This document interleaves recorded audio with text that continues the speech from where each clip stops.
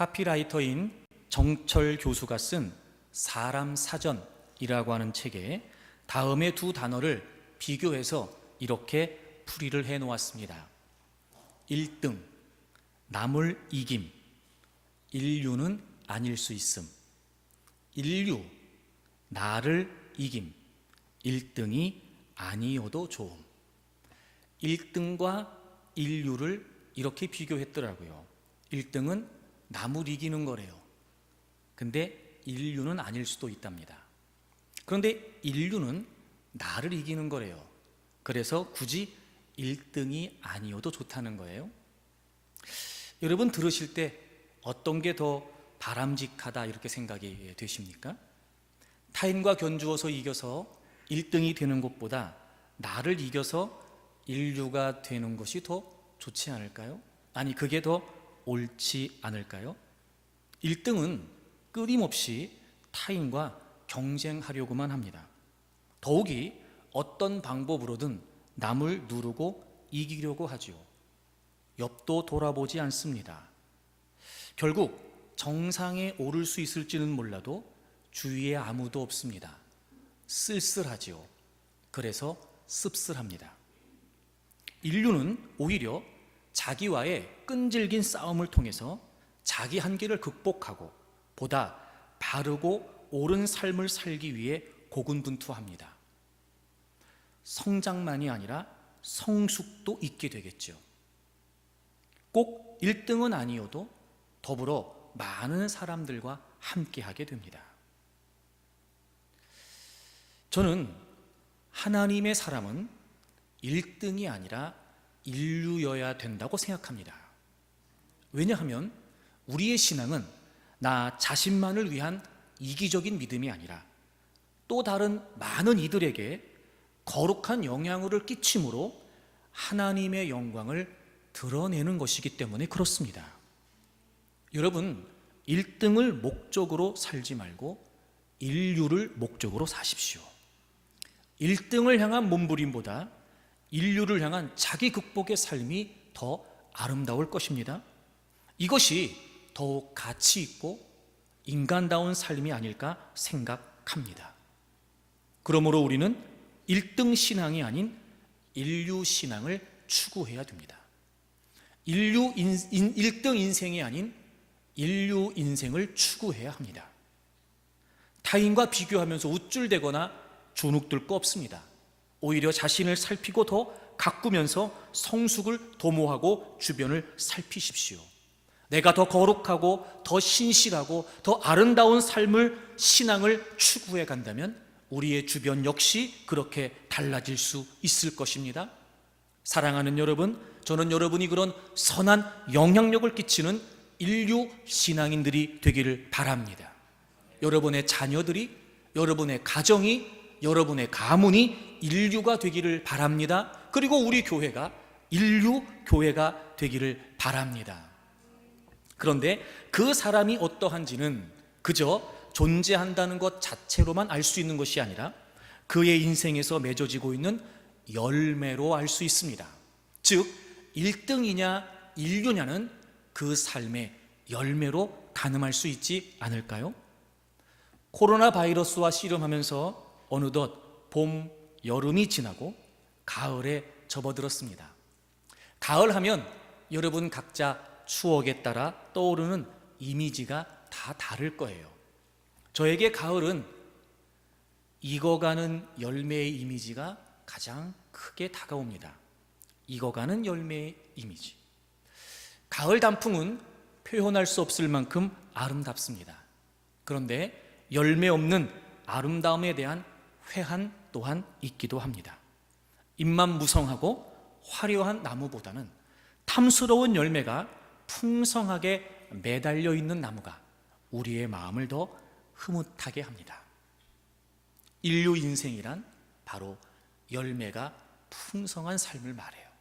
그래서 예수님께서도 자신과 우리의 사이를 포도나무와 가지로 비유하시면서 너희가 나를 택한 것이 아니라 내가 너희를 택했다.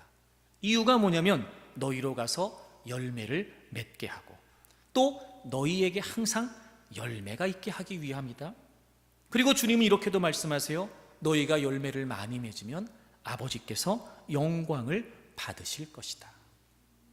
여러분, 우리가 추구해 가야 될 인류신앙, 바로 그건 풍성한 열매가 있는 삶일 것입니다. 야곱이 세상을 떠나면서 이스라엘 12지파의 기원이 된 자손들에게 각각 다른 유언을 남겼습니다. 그 유언은 예언적 축복이었습니다. 물론 12아들 모두를 축복한 것은 아니었습니다. 야곱은 각 아들들의 죄와 선행을 낱낱이 드러내면서 그에 따라 각기 저주와 축복을 했습니다. 그리고 자손들의 장래를 예언했지요. 오늘 우리는 그 중에서도 야곱의 대를 잇는 장자의 위치에 있었던 요셉의 축복에 관해 함께 읽었습니다. 역대상 5장 1절에 보게 되면 원래 야곱의 장자는 르우벤인데 그가 아버지의 첩이었던 빌하와 동침을 하게 되고 그 때문에 장자권을 상실하게 됩니다. 그 대신 11번째 아들이었던 요셉이 장자의 명분을 얻게 되고, 그래서 이제는 요셉은 바로 이 야곱의 축복에서 장자로서 특별한 축복을, 그리고 2배의 축복을 받게 됩니다. 이스라엘 12지파 중에 요셉의 2 아들이었던 에브라임과 므낫세가 야곱의 반열에 오르게 되고 이스라엘 12지파 중에 그래서 2지파를 차지하게 됩니다. 요셉이 다른 형제들보다 2배의 복을 받은 게 맞지요. 그리고 그는 특별한 축복을 받게 됩니다. 오늘 본문을 통해 먼저 2 표현을 좀 살펴보려고 하는데요. 여러분 26절을 보시게 되면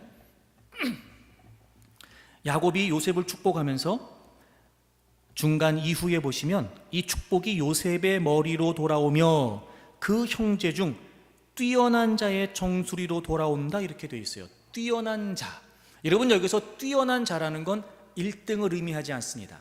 이 뛰어나다라고 하는 단어는 나시린이라고 하는 단어에서 파생된 말입니다. 나시린, 하나님을 위해 거룩하게 구별된 존재가 나시린이었습니다. 바로 그 단어에서 파생된 의미예요. 그러니까 뛰어나다는 건 무조건 1등이 된다는 것이 아니라 요셉과 그의 후손들이 다른 형제들에 비해서 구별되게 특별한 독특한 뛰어남을 갖게 된다는 의미겠죠. 그리고 22절을 보시게 되면 요셉을 축복하면서 야곱이 요셉을 이렇게 언급합니다. 요셉은 무성한 가지다. 요셉은 무성한 가지다. 여러분, 이 무성한 가지라고 하는 표현에서 느껴지시지요? 이 무성한 가지라고 하는 것은 열매가 가득 찬 풍성한 가지를 말해요.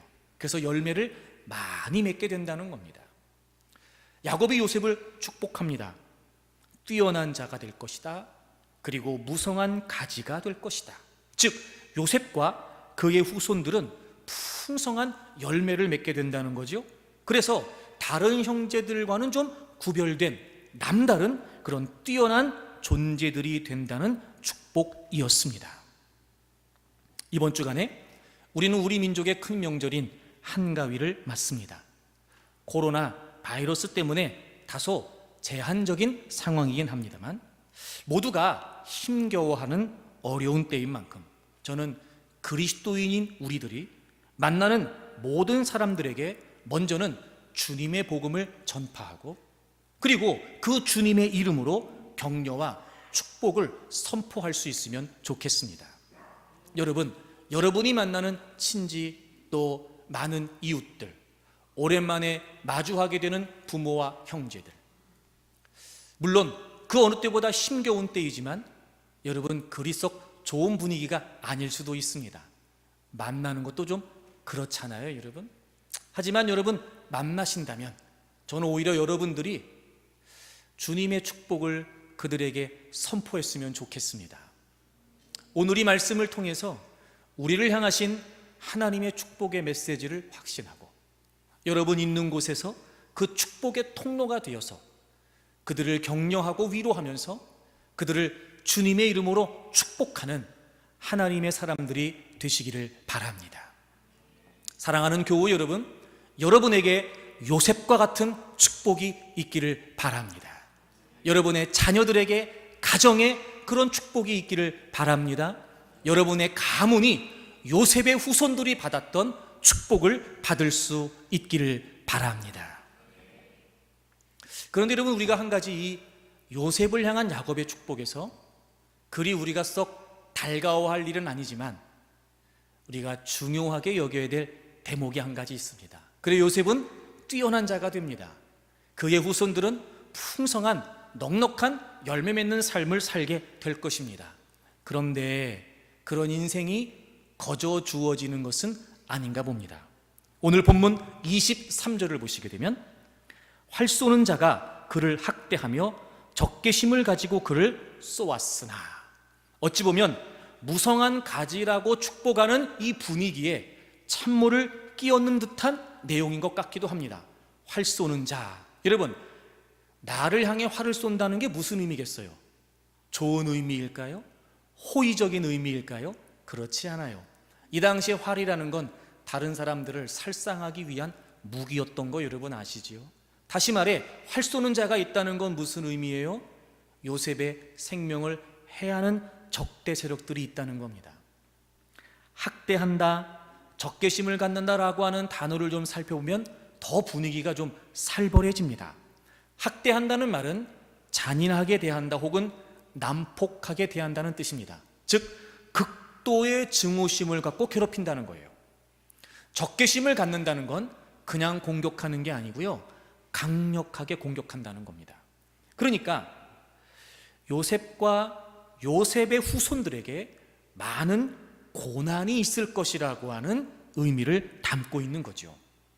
요셉 개인이 과거에 경험했던 고난들, 그리고 장차 그와 그의 가문이 겪어야 될 어려움들이 있을 것이라는 것을 시사하는 대목이기도 합니다. 아, 그렇습니다, 여러분. 열매 맺는 인생, 인류 인생, 뛰어난 인생, 구별된 인생, 여러분, 그냥 주어지는 건 아닌가 봅니다. 분명히 그의 인생의 행로를 가로막는, 그의 자손들의 번성을 가로막는 적대 세력들이 있어 계속된 공격을 통해 고난의 시간을 보낼 수 있을 거라는 의미였습니다. 여러분이 다, 사실 여러분, 이전의 요셉의 인생을 잠깐만 생각해 봐도 우리는 충분히 짐작할 수 있습니다. 요셉은 어릴 때 형제들의 시기를 받게 되죠.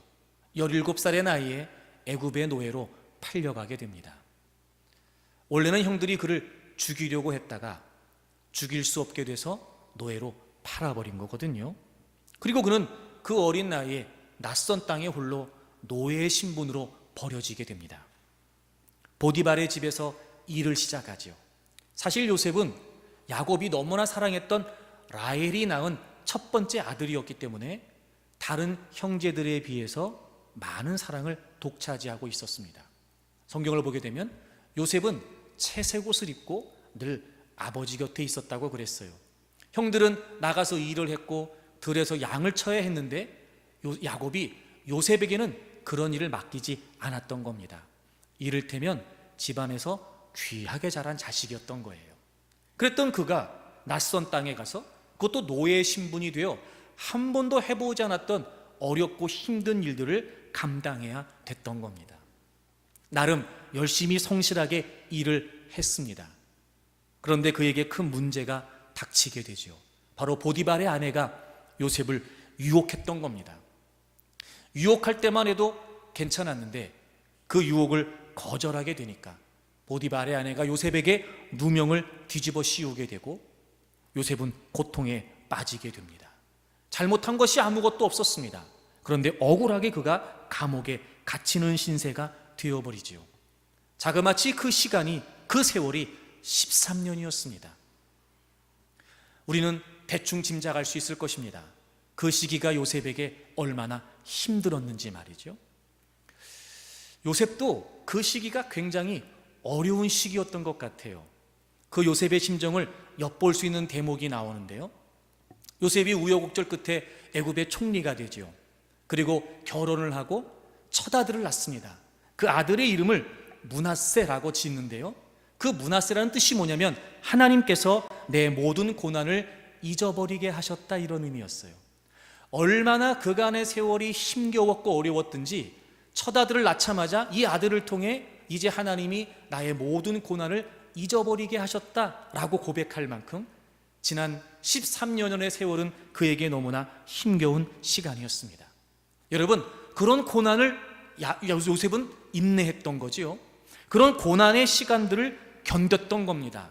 그렇게 통과하고 그는 뛰어난 존재로 인류의 인생으로 축복의 사람으로 살 수 있게 되었던 겁니다.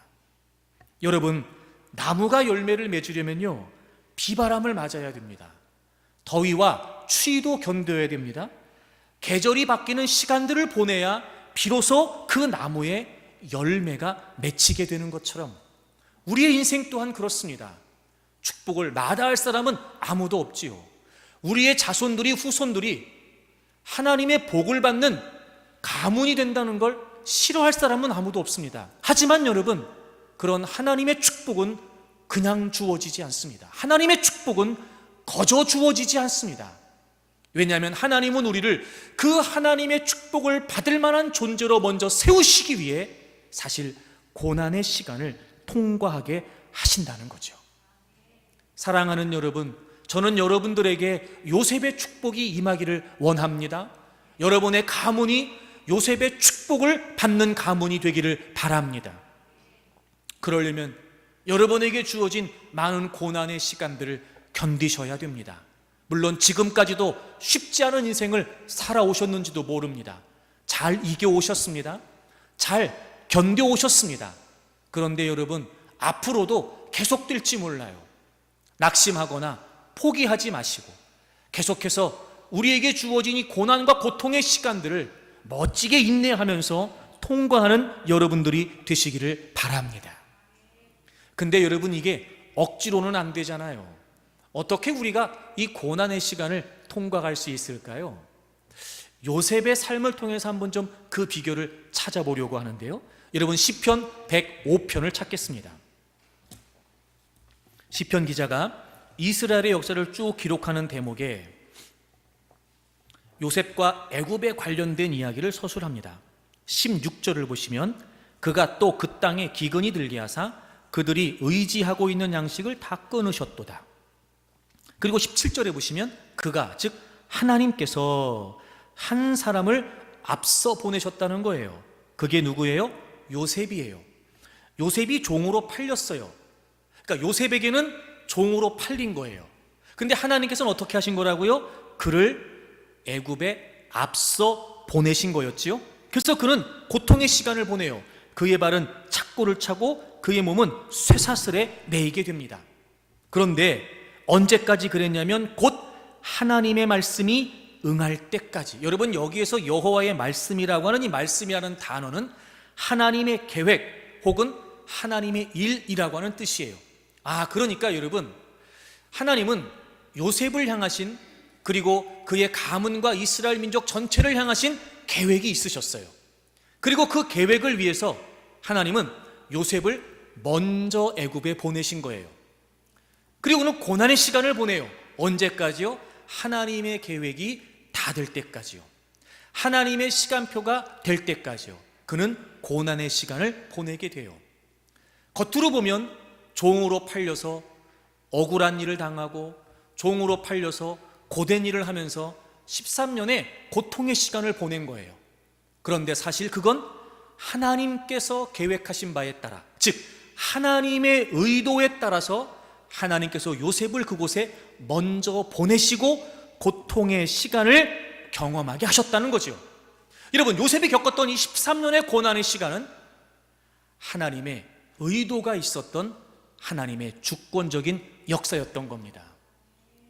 그렇습니다, 여러분. 사실 우리가 억지로 고난을 견디는 건 쉽지 않습니다. 그럼에도 불구하고 우리가 어렵고 힘겨운 시간들을 견딜 수 있는 이유가 한 가지 분명합니다. 우리의 인생을 주관하시는 하나님께서 반드시 그분의 의도를 따라 우리를 지금 그 시간 속에 있게 하신다는 거예요. 물론 여러분, 쉽게 아멘이 될 만한 내용은 아닐지도 모르지만, 또 그렇다고 해서 딱히 무슨 방법이 있습니까? 여러분 잊지 마십시오. 여러분의 인생을 이끌어 가신 하나님, 여러분을 복된 존재가 되게 하셔서 인류 인생으로 이끌어가기를 원하시는 하나님은 여러분을 그런 존재가 되게 하시기 위해서 그 하나님의 의도에 따라 사실은 지금 그 고난의 시간을 겪게 하고 계신다는 겁니다. 사랑하는 여러분, 여러분이 지금 어떤 어려운 상황에 있다 할지라도 사실 우리는 낙심하거나 좌절할 이유가 없습니다. 비록 우리가 지금 견디기는 너무 힘든 상황일 수 있을지 모르지만 하나님께서 그 하나님의 의도에 따라 지금 우리에게 그 시간을 허락하셨기 때문입니다. 사랑하는 여러분, 그분을 신뢰하십시오. 그분의 계획을 소망하십시오. 그리고 고난의 시간을 멋지게 통과하는 여러분들이 되시기를 바랍니다. 그리고 마침내 축복된 존재로 우뚝 설 수 있기를 바랍니다. 어떤 책에 보니까 이런 비교가 있더라고요. 인류도공과 삼류도공의 차이. 삼류도공은 자신이 만든 도자기를 깨트리지 못한대요. 그래서 그가 만든 작품은 모두 싸구려가 된답니다. 인류도공은요, 1년 아니라 10년에 단 하나의 작품밖에 만들지 못하더라도 최상의 작품이 나올 때까지 수백 번 깨버린다는 거예요. 그래서 그의 작품은 최고가 된다는 거죠. 인류문학가와 삼류문학가의 차이가 있답니다. 삼류문학가는 자신이 알고 있는 것을 버리지 못한 채 자신의 작품에 다 집어넣으려고 한대요. 그래서 글에 초점이 흐려지고 산만해진답니다. 그에 반해 인류문학가는 많은 걸 알고 있어도 버릴 줄 안다는 거죠. 가장 절제된 최상의 언어로 최고의 작품을 만들어낸다는 거예요. 그래서 그 작품이 인류가 된다는 거죠.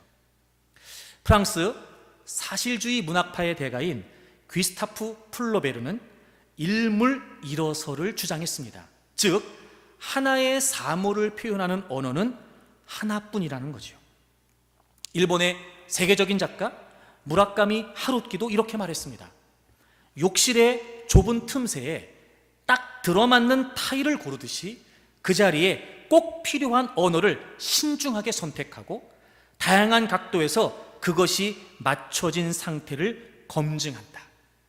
마치 모래 속에서 사금을 골라내듯이 치열하게 하나의 언어를 고르고 마침내 뛰어난 인류 작품이 된다는 거예요. 그래서 모든 작품은 그 예술가들에게 자신과 같은 분신이 되고 그것들은 그에게 인류 작품으로서의 모습을 갖추게 된다는 거예요. 여러분, 하나님은요, 우리의 인생을 걸작품으로 최고의 명품으로 빚어내시는 예술가이십니다. 그래서 그분은 우리가 그분의 마음에 들 때까지 때로는 깨트리시기도 해요. 그분의 시선으로 보셨을 때 모자란 부분이 있을 때 우리는 버겁지만 막 우겨 넣듯이 채우시기도 해요. 좀 이쯤 되면 됐을 것 같은데 오랜 시간 그런 과정들을 하나님은 반복하시면서 계속해서 하나님의 수준에 맞는 최고의 예술가가 되시는 하나님의 수준에 맞는 인류 작품으로 우리를 만들어 내신다는 거예요. 그래서 마침내 하나님은 우리에게 하나님의 영광이 스며들도록 우리를 하나님의 작품에 걸맞도록 빚어내셔서 우리로 하여금 하나님의 빛을 비출 수 있도록 만드신다는 거죠. 그런 걸 보면 우리에게는 고통의 시간인데요, 사실 하나님께서는 최고의 예술가로서의 진과를 발휘하고 계시는 시간이었던 거죠. 우리가 그걸 생각한다면, 우리가 그분을 신뢰하고 우리가 그분의 의도를 확신한다면 얼마든지 힘들고 벅찬 고난의 시간들을 인내하면서 통과할 수 있을 것입니다. 사랑하는 여러분, 지금 여러분이 힘드십니까? 지금 여러분이 어려운 과정에 있으십니까? 그건 단순한 고통이 아니고요, 하나님이 지금 최고의 실력을 발휘하시면서 여러분의 인생을 빚어가고 있다는 사실을 바라보십시오. 반드시 여러분을 인류 인생으로 풍성한 열매의 인생으로 복된 존재로 만들어 주실 것입니다. 여러분의 자녀들에게 문제가 있습니까? 여러분의 가정에 지금 어려움이 있습니까? 괜찮습니다. 하나님은 그 시간들을 통해서 여전히도 우리가 상상하지도 못했던 일들을 진행하고 계신다는 사실을 잊지 마십시오. 오히려 그 고난의 시기일수록 더 하나님을 바라보고 그분의 계획을 신뢰하기 위해 매달리십시오. 그리고 믿음의 눈으로 여러분을 마침내 축복된 존재로 빚어내실 그날을 바라보고 소망할 수 있기를 바랍니다. 그렇게 여러분, 요셉처럼 그분의 의도와 계획이 다 응할 때까지 고난의 시간을 견뎌 무성한 가지가 되어 뛰어난 인물이 되었던 것처럼, 그의 가문이 그런 복을 받았던 것처럼 여러분들이 그런 존재가 되기를 바랍니다. 그런 여러분 때문에 여러분의 자녀들이 복된 존재가 되고 여러분의 가문이 복된 가문이 되기를 축복합니다. 그런데 우리가 이런 고난을 통과할 때 놓치지 말아야 될 한 가지가 있습니다. 어떤 드라마에서 주인공 남매가 나누는 대화에서 참 공감을 했던 적이 있었습니다. 이 드라마의 배경이 이렇습니다. 아버지가 사이코패스 연쇄 살인범입니다. 그런데 아버지가 먼저 죽고 남매만 남겨지게 돼요. 마을에서 그 남매는 시달림을 받게 됩니다. 남매의 후견이 된 마을 이장은 그들에게 상속된 재산을 착복하기 위해서 동네에 거짓 소문을 퍼뜨리면서 그 남동생을 구판에 끌고 다니면서 괴롭힙니다. 계속 두고만 볼 수 없었던 누나가 마을 이장을 찾아가서 자기 동생에게 그렇게 하지 말라고 이야기를 하는데 이 마을 이장은 그 누나를 겁탈하게 됩니다. 견디지 못했던 이 누나가 그 자리에서 그 마을 이장을 죽이게 돼요. 뒤늦게 그 현장에 도착한 남동생이 자신이 한 짓으로 위장을 합니다. 그리고 사라져버려요. 신분을 바꾼 채 살게 되고 오랜 시간 이 남매는 떨어져 지내게 됩니다. 소식도 모른 채 말이죠. 그렇게 고통 속에서 살게 됩니다. 시간이 흘러 사건이 정리가 되고 이제 그 둘 다 새로운 인생을 출발하려고 하는 시점이었습니다. 대화를 나누는 중에 이 누나가 남동생에게 이렇게 이야기합니다. 우린 어딘가에서 자신을 잃어버린 사람들이야. 많이 방황하고 헤매게 될 거야. 그래서 반드시 시작점이 필요해. 길을 잃지 않으려면. 이 두 남매는 본인들의 의지와 상관없이 어려운 시간을 보내게 됐던 겁니다. 끝도 없는 터널 속에 있는 것 같지 않았을까요?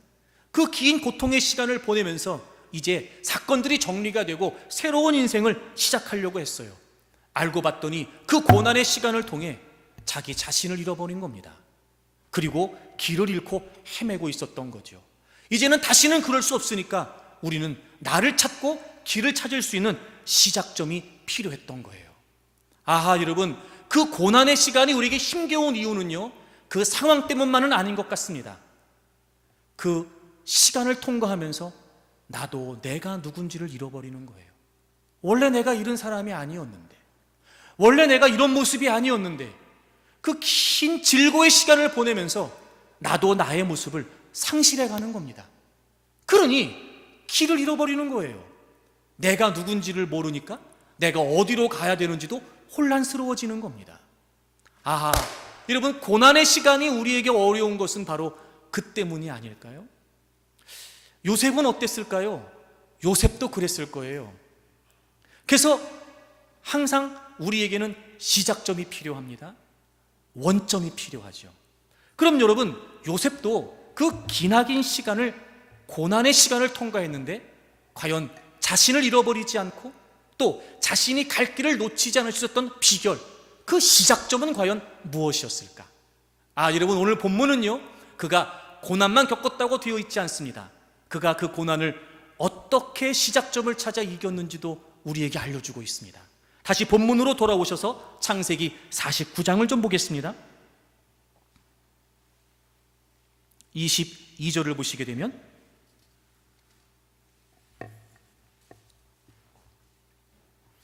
처음에는 요셉을 무성한 가지라고 이렇게 이야기합니다. 무성한 가지. 그런데 그 뒤에 곧 뭐라고 표현해요? 샘 곁에 무성한 가지래요. 그러니까 가지가 무성해서 열매를 많이 맺었어요. 그런데 그 가지가, 그 나무가 어디 있었어요? 샘 곁에 있었어요. 여러분, 비록 가뭄이 심한 지역, 그래서 물이 부족한 지역이라 할지라도 샘 곁에 심겨진 나무는 언제든지 수분을 공급받을 수 있습니다. 그래서 가지가 무성하고 열매가 풍성해지는 거예요. 그러니까 나무가 자라고 열매를 맺기 위해서 필요한 게 뭐예요? 물입니다. 물. 여러분, 요셉은 고갈되고 메마를 수밖에 없는 고난의 시간을 견뎠어요. 어떻게 견뎠는지 아세요? 그는 샘이 있었어요. 목마를 때마다, 메마를 때마다 그의 목을 축이고 그의 인생을 채워줄 수 있는 샘이 있었다는 거예요. 그래서 그는 그 샘 곁에 무성한 가지처럼 여전히 샘을 통해 계속해서 공급을 받으면서 메마름과 척박함 없이 풍성한 열매를 맺을 수 있었던 것처럼 요셉에게는 샘이 있었다는 겁니다. 여러분, 그 샘이 무엇이었을까요? 24절을 보세요. 활을 쏘는 자가 있긴 하지만 24절, 요셉의 활은 도리어 굳세요. 그러니까 활을 쏘는 자들보다 요셉의 활이 더 강했다는 거예요. 그리고 그의 팔은 힘이 있어요. 여러분, 혹시라도 활 같은 걸 쏴보신 분들은 아실 거예요. 팔 힘이 얼마나 중요한지 아시죠, 여러분? 이거 당기는 것도 쉽지 않습니다. 그러니까 요셉의 활은 그를 공격하는 그들의 활보다 더 굳셌고 그의 팔은 더 힘이 있었으니까 아무리 공격이 있었어도 요셉은 그 공격들을 능히 이겨낼 수 있었다는 거예요. 마치 샘 곁에 심기워진 나무처럼 말이죠. 그리고 그 이유를 이렇게 설명합니다. 이는 그렇게 됐던 이유가 뭐냐? 야곱의 전능자 이스라엘의 반석인 목자의 손을 힘입으니라. 25절, 네 아버지의 하나님께로 말미암나니 그가 너를 도우실 것이요 전능자로 말미암나니 그가 내게 복을 주실 것이라. 여러분, 그래요. 요셉은 고난의 시간이 있었어요. 근데 그가 어떻게 그 시간에 자신을 잃어버리지 않고 길을 놓치지 않을 수 있었을까? 바로 그에게는 그를 도우시는, 그를 건지시는, 그의 힘과 방패가 되시는 전능자 하나님이 계셨던 것입니다. 무성한 가지가 요셉이라면 샘은 누구실까요? 바로 하나님이십니다. 여러분, 요셉이 열매를 맺을 수 있던 그 열매의 근원은 바로 샘이었습니다. 바로 하나님이셨습니다. 요셉이 그런 고난의 시간을 겪으면서도 생명력을 잃어버리지 않고 자신을 놓치지 않고 길을 잃어버리지 않을 수 있는 비결이 어디에 있습니까? 바로 하나님이 계셨기 때문이었습니다. 그가 고난을 견딜 수 있었던 시작점, 그의 원점은 바로 샘이신 하나님이셨던 겁니다. 여러분, 그의 인생에서 그를 강력하게 지배했던 모티브는 딱 하나, 바로 하나님이셨습니다. 그에게 가장 중요한 분은 하나님이셨고, 그래서 그의 실존에 있어서 가장 중요했던 것은 바로 그 하나님과의 관계이었습니다. 우린 그의 인생을 통해서 알 수 있습니다. 보디발의 처의 유혹을 받았을 때 여러분, 요셉이 그 유혹을 어떻게 이겨내셨는지 아십니까? 그 보디발의 아내에게 말합니다. 내가 하나님 앞에서 어찌 죄를 지을 수 있겠습니까? 자의든 타이든 얼마든지 그 유혹에 넘어갈 수 있는 상황이었으나 요셉은 그 순간에 하나님을 떠올리게 됩니다. 다시 말해, 지금 내 앞에 있는 그 여인보다 하나님이 더 중요했던 겁니다. 시위대 감옥에 갇혀 관원들의 꿈을 풀어줄 때 말입니다. 그들에게 자기가 잘 보이면 혹시라도 그 감옥에서 나갈 수 있을까? 이런 기대를 할 수 있었을 때, 그래서 얼마든지 자신을 좀 부각시키고 싶었을 때 요셉은 그렇게 하지 않습니다. 꿈의 해석이 하나님께 있다고 이야기합니다. 바로 앞에 불려나가서 바로의 꿈을 꿀 때도, 여러분, 한 나라의 왕, 당시에 패권을 쥐고 있었던 강대국 애굽의 왕 앞에서 얼마든지 그는 자신의 지혜로 자신이 꿈을 해석할 수 있는 것처럼 포장할 수 있었으나 요셉은 그렇게 하지 않습니다. 그 꿈이 하나님께 있음을, 그 꿈의 해석이 하나님의 뜻이 담겨져 있음을 요셉은 바로 앞에서도 주장하게 되지요. 심지어 그래서 여러분, 바로가 요셉을 향해 뭐라고 이야기하는지 아십니까? 저 사람은 하나님의 영에 감동된 사람이다. 저는 그 대목을 보면서 이런 마음이 들었어요. 아하, 바로가 요셉을 통해서 하나님을 본 것이다. 하나님의 영에 감동됐다. 즉 하나님의 영에 감동됐다는 게 무슨 말이에요, 여러분? 바로는 요셉이 지혜롭게 그 꿈을 이야기하고 해몽하는 가운데 그의 말 속에서 하나님의 지혜를 봤던 거예요. 즉 요셉을 하나님처럼 봤던 겁니다. 요셉을 하나님으로 여길 수 있었던 겁니다. 하나님의 영에 감동된 사람, 즉 바로가 요셉을 봤을 때 요셉과 하나님을 하나로 본 거예요. 하나로 본 거예요. 그렇습니다, 여러분. 요셉이 그 긴 고난의 시간을 어떻게 이겨낼 수 있었을까? 자신을 잃어버리지 않고 자신의 길을 놓치지 않을 수 있었을까? 바로 하나님과의 관계를 놓치지 않았기 때문에 그렇습니다. 여러분 잊지 마십시오. 우리가 열매가 풍성한 복된 존재가 되기를 원한다면 여러분 그 근원은 바로 하나님 한 분뿐이심을 잊어서는 안 될 것입니다. 그분과의 친밀한 관계 안에서, 그분과의 지속적인 교제 안에서 그분과 더 가까워질 수 있을수록 여러분 우리는 우리의 고난의 시간을 견딜 수 있는 힘과 위로와 용기를 얻게 된다는 겁니다. 사랑하는 여러분, 어떤 고난과 욕구 속에 있다 할지라도 여러분이 누구인지를 잃어버리지 않기를 바랍니다.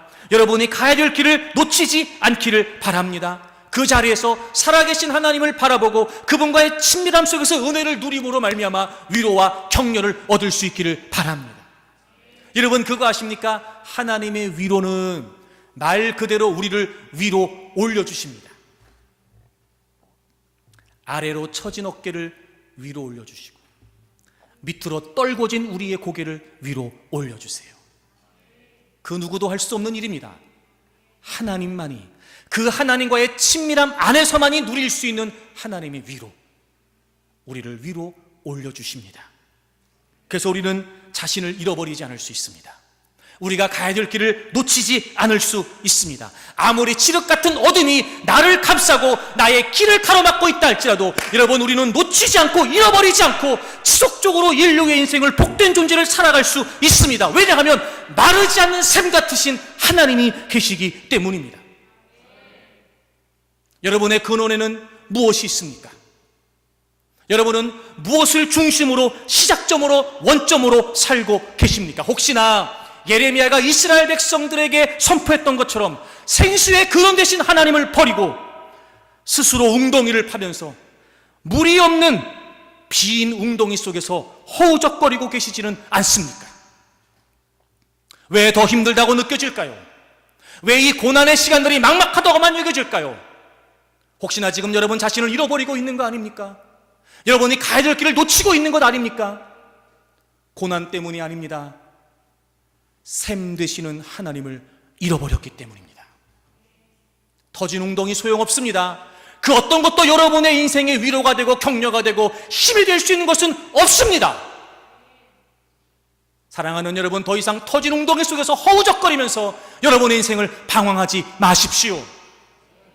다시 우리의 마르지 않는 샘이 되시는 하나님 앞으로 돌아와 그분을 바라보고 그분과의 친밀함 안에서 다시 여러분 자신을 찾고 그리고 다시 여러분의 길을 회복할 수 있기를 바랍니다.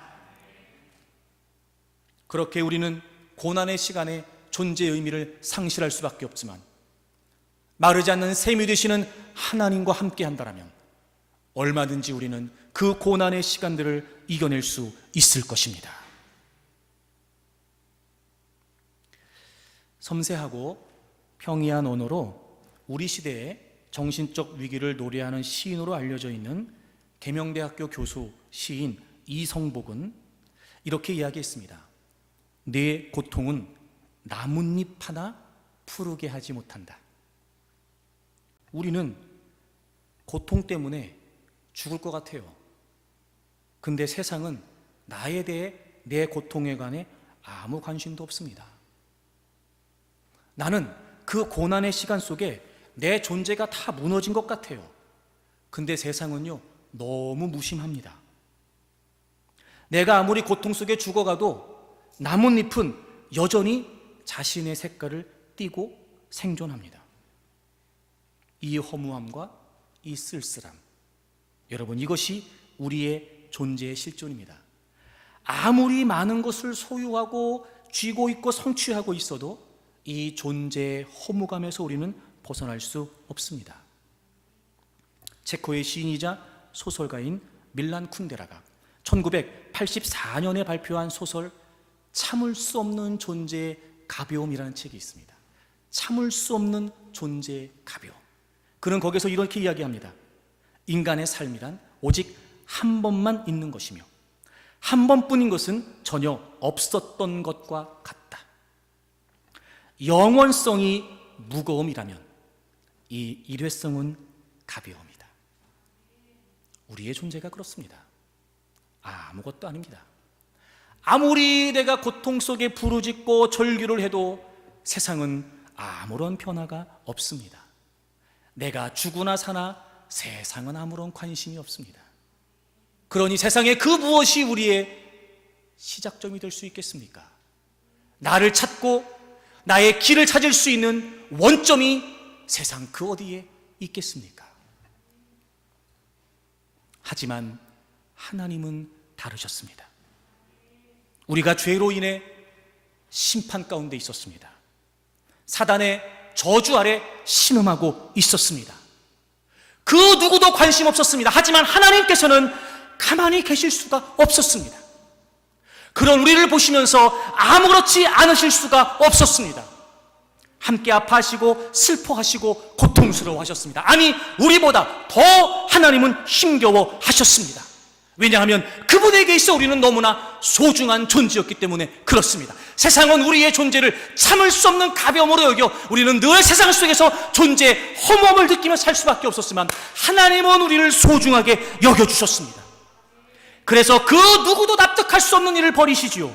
하늘이 닫히고 땅이 진동할 만큼 엄청난 일을 행하십니다. 바로 예수 그리스도를 우리에게 보내주신 겁니다. 여러분, 하나님에게 우리의 존재는 바로 예수 그리스도와 같은 존재였습니다. 다시 말해 하나님은 우리에게 그 예수 그리스도를 통해 참을 수 없는 가벼움이 아니라 어마어마한 우주적인 존재감을 허락해 주신 것입니다. 예수님이 누구십니까? 창조주이십니다. 그분은 하늘과 땅을 통치하시는 만왕의 왕이시지요. 최고의 가치이신 지존하신 주님이십니다. 그분을 포기하시고 그분 대신 우리를 건져주셨습니다. 우리가 죽을 자리에, 저주받을 자리에 그분을 대신 넘기시고 우리를 구원해 주셨습니다. 사랑하는 여러분, 그렇게 우리는 하나님 앞에서 소중한 우주적인 존재감을 갖는 존재가 되었던 겁니다. 여러분, 그분 앞에 서야 합니다. 그분의 사랑과 십자가가 아니면 안 됩니다. 나를 찾을 수 있고 내 길을 다시 찾을 수 있는 곳, 바로 그 하나님 앞입니다. 사랑하는 여러분, 어떤 고통과 어떤 어려운 상황 속에 있다 할지라도 바로 우리에게 최고의 존재감을 허락해 주신 이 하나님만은 놓치지 않기를 바랍니다. 이상 시인의 최후라고 하는 시가 있습니다. 능금 한 알이 추락하였다. 지구는 부서질 정도만큼 상했다. 최후. 이미 여하한 정신도 발아하지 아니한다. 아니 여러분, 사과가 하나 떨어졌는데 지구가 부서질 만큼 상했다니요. 오히려 지구는 멀쩡하고 그 사과가 상해야 되는 거 아닙니까? 대단한 사과입니다. 시인은 지금 자신의 죽음이 지구에 이 정도의 충격이 될 수 있으면 좋겠다는 몸부림을 치고 있는 겁니다.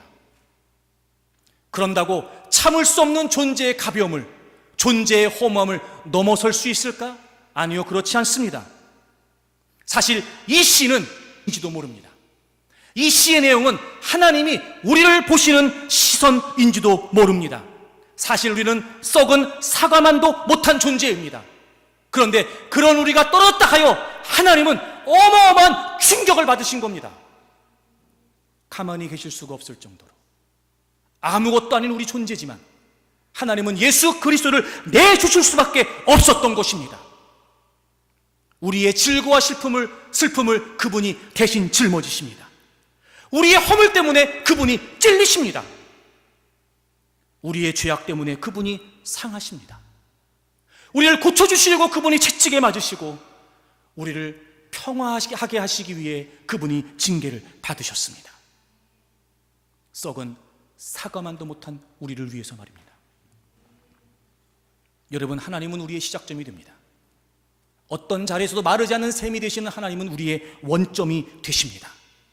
그런 요셉이 그랬던 것처럼 여러분 역시 그분과의 관계를 최고로 중요하게 여기는 분들이 되시기를 바랍니다. 여러분, 말씀과 기도를 소홀히 해서는 안 됩니다. 요셉이 그랬던 것처럼 여러분의 실존에서 가장 중요한 것은 하나님 그분과의 친밀함이어야 합니다. 아무리 지금 시기가 그렇다 할지라도 말씀과 기도를 잃어버리지 않기를 바랍니다. 그래야 우리가 흔들리지 않습니다. 그래야 우리가 휘둘리지 않습니다. 그래야 우리가 중심을 잡을 수 있습니다. 사랑하는 여러분, 정말 주님의 이름으로 권면합니다. 여러분의 자녀들에게, 여러분의 가정에 항상 말씀의 소리가, 기도의 소리가, 찬양의 소리가 끊이지 않기를 바랍니다. 자녀들의 귓가에 말씀이 들려지도록, 자녀들의 뇌리 속에 여러분의 기도의 소리가 떠오르도록, 자녀들의 입술에 찬양이 담겨지도록, 그럴 때 여러분의 자녀들은 요셉과 같은 복된 존재가 될 수 있을 것입니다. 그럴 때 여러분의 가정은 어떤 고난에도 불구하고 흔들림 없이 하나님의 복된 가정으로, 복된 가문으로 세워져 갈 수 있으리라고 믿습니다. 고통을 두려워하지 마십시오. 여러분, 하나님의 의도 속에 있다는 걸 신뢰하세요. 그리고 마르지 않는 샘과 같은 하나님이 계시다는 사실을 잊지 마십시오. 여러분을 잃어버리면 안 됩니다. 여러분이 마땅히 가야 될 그 길을 놓쳐서도 안 됩니다. 얼마든지 샘이신 하나님께서 우리에게 은혜를 공급해 주심으로 말미암아 마르고 척박한 땅이라 할지라도 나를 잃어버리지 않고 길을 놓치지 않고 지속적으로 걸어갈 수 있도록, 그 축복의 영광의 자리까지 나아갈 수 있도록 이끌어 주실 줄로 믿습니다. 근데 사실 오늘 요셉의 축복의 본문은, 내용은 여기서 끝이 아닙니다. 아주 중요한 한 가지가 남아 있습니다. 여러분, 다시 22절을 보세요. 22절. 우리 한번 읽어볼까요? 22절을 다 같이 읽겠습니다. 시작. 요셉은 무성한 가지, 곧 샘 곁에 무성한 가지라. 그 가지가 담을 넘었도다. 아멘. 그래요. 요셉은 무성한 가지, 열매가 풍성한 그런 복된 존재, 뛰어난 존재가 됐어요. 근데 여러분, 그 가지가 담을 넘었답니다. 무슨 의미겠어요? 여러분, 요셉이 축복의 존재가 됐다는 건 그가 단순히 복을 받았다는 의미가 아니고요, 그 요셉이 그들에게 축복이 됐다는 거예요. 담을 넘었다, 담을 넘었다. 여러분, 그 열매가 담을 넘었답니다. 또 다른 사람들에게 영향을 줬다는 거예요. 거룩하고 선한 감동을 끼쳤다는 겁니다. 사실 여러분, 우리가 열매의 본질을 생각해 보면 이게 너무 당연해요. 예를 들면 사과나무에 사과가 달려요. 그럼 그 사과를 사과나무가 먹습니까? 아니에요, 여러분. 열심히 사과나무는요, 추위를 견디고 더위를 견디고 비바람을 맞으면서 뿌리로부터 여러분 뿌리를 계속 뻗어서 영양분을 공급받으면서 마침내 그 가지에 풍성한 열매를 맺어요. 그래서 사과가 다 먹죠, 여러분. 사과나무가. 아니요, 다 다른 사람이 따먹어요. 여러분, 열매의 속성이 그거예요. 담을 넘는 거 말입니다. 진짜 여러분, 야곱이 축복이 되었다는 거, 축복된 존재가 됐다는 거, 야곱의 가문들이 복을 받았다는 게 무슨 말이에요? 그가 복을 받았다는 게 아니라 그가 그들에게 복된 존재가 됐다는 거예요. 실제가 그랬습니다. 여러분, 보디발의 집이 요셉 때문에 복을 받습니다. 하나님이 요셉을 통해 보디발의 집을 형통케 하셨어요. 성경에 그런 내용이 없지만 우리가 충분히 짐작할 수 있어요. 요셉이 온 뒤로부터 보디발의 집이 번성하기 시작했잖아요. 보디발이 뭐라 그랬을까요? 너는 나에게 복된 존재다. 너는 나에게 복된 존재다. 그가 시위대 감옥에 갇혔을 때, 여러분, 그 시위대 감옥을 관리하는 간수가요, 그 감옥의 모든 재반 사물을 요셉에게 맡겼어요. 모르긴 몰라도 그 역시 요셉에게 뭐라고 했을까요? 야, 너가 오니까 감옥이 편해졌어. 야, 너 때문에 감옥이 화평해졌다. 어려운 일이 다 사라졌어. 야, 요셉, 너는 정말 우리에게 복된 존재야. 요셉이 애굽의 총리가 되고 그가 여러분 애굽의 토지법을 제정하게 되잖아요. 7년 풍년에 그 수많은 곡식들을 잘 저장해 두게 되고 7년 충년을 여러분 어려움 없이 보내게 됩니다. 요셉 때문에 애굽도 복을 받아요.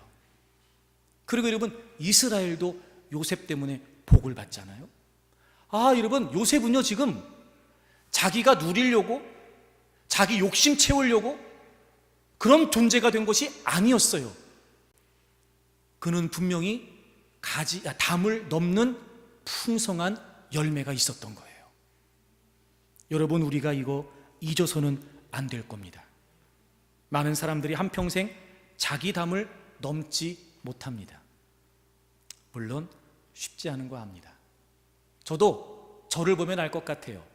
사람은요 참 그렇게 이기적일 수가 없어요. 하지만 여러분 하나님이 우리에게 복을 주신다는 건 너 혼자 잘 먹고 잘 살아라 이게 아니고 우리가 하나님이 베푸신 그 축복을 통해 우리가 만나는 모든 사람들, 우리가 머무는 그곳에서 그들로 하여금 우리를 통해 하나님의 복을 얻게 하는 거예요. 여러분 이제 복을 받으려고만 하지 마시고요, 복된 존재가 되려고 하십시오. 담을 넘어야 됩니다. 하나님이 주시는 축복은 이런 축복입니다. 여러분 25절을 보세요. 전능자 하나님께서 이런 복을 주신대요. 25절 중간에 보시면 위로 하늘의 복과 아래로 깊은 샘의 복과 젖먹이는 복과 태의 복이리로다.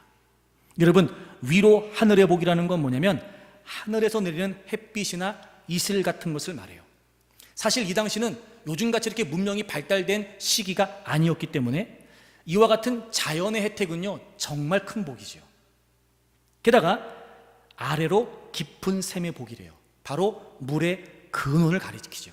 여러분 이 팔레타인 지역은 여러분이 아시는 것처럼 물이 없는 지역이에요. 그러니까 그 지역에서 물을 풍성하게 쓸 수 있다는 것은 진짜 축복이죠. 젖먹이는 복, 즉 많은 자손을 가진다는 거예요. 자손이 많으니까 그만큼 젖을 많이 먹일 수 있는 거 아니겠어요? 자손이 없으면 젖을 먹일 수도 없죠. 그러니까 젖먹이는 복이라는 게 뭐예요? 그만큼 자손이 많다는 거예요. 태복 역시 마찬가지예요. 이게 왜 중요하냐면 이 시대에는 노동력과 부의 문제에 있어서 인력이, 즉 사람 숫자가 아주 중요했습니다. 그러니까 고대 사회에서 자손이 번성된다는 건 당연히 축복이었던 거예요. 이 모든 것이 누구로부터? 하나님으로부터. 그리고 우리에게 주어졌어요. 근데 하나님이 왜 주신 거예요? 그 열매가 담을 넘도록. 하나님이 우리에게 베푸신 축복을 통해서 우리가 있는 곳에서 머무는 그 자리에서 그들에게 복된 존재가 되도록 말이죠. 사랑하는 여러분, 여러분이 복된 존재가 되시면 좋겠어요. 여러분 때문에 여러분의 자녀가 복을 받고, 여러분 때문에 여러분의 가정과 가문이 복을 받고, 여러분 때문에 여러분이 만나는 많은 사람들이 복을 받고, 그들도 여러분을 하나님의 복된 존재라고 인정할 만큼 말이죠. 여러분 앞에 쳐져 있는 담을, 경계를 다 허물어뜨리셔야 됩니다. 이제 여러분들이 사랑의 통로, 축복의 통로가 되셔야 됩니다. 여러분 이번 한가위 명절에 여러분이 만나는 많은 사람들에게 그런 존재가 되셨으면 좋겠습니다. 여러분이 머무는 그곳에 바로 이런 하나님의 축복을 선포하는 복된 존재가 되셨으면 좋겠습니다. 사랑하는 여러분, 요셉의 축복이 있기를 바랍니다.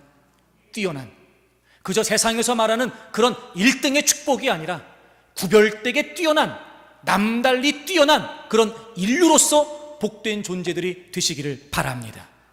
여러분의 자녀들도, 가정도, 가문도, 우리 교회도, 그래서 여러분이 있는 그곳에서 유감없이 마음껏 하나님의 축복을 선포하고 하나님의 축복을 흘려보낼 수 있는 축복의 통로들이 되기를 주의 이름으로 축복합니다.